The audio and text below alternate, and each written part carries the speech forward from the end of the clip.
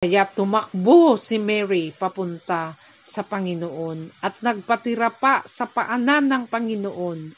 Umiiyak na nagsasabi, "Panginoon, kung nandito ka po sana ay hindi namatay ang aking kapatid." At naging malungkot ang Panginoong Hesus. Siya ay pumunta sa libingan ni Lazarus at siya ay umiyak. Mga bata, kayo po ba nalulungkot din? At sinabi ng Panginoon sa mga tao, "Tanggalin niyo ang takip ng libingan." At sumunod nga ang mga tao. At pagkatapos, ang Panginoon ay tumingala sa langit at nanalangin.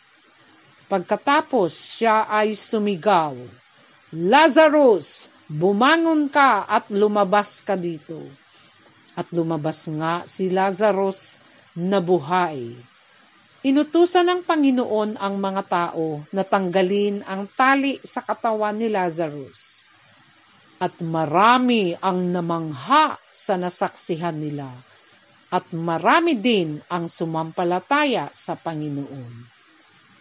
Ito rin ang layunin ng Panginoon, ang malaman ng mga tao ang kapangyarihan ng Diyos.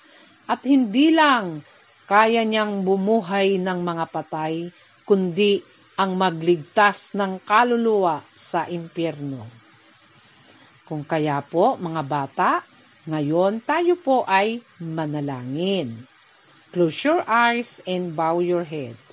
Diyos Amang makapangyarihan, salamat po sa nakatapos na gawain. Pagpalain mo po ang gawaing ito na para po sa mga bata upang marami pa pong kaluluwa na maligtas sa kapahamakan sa impyerno.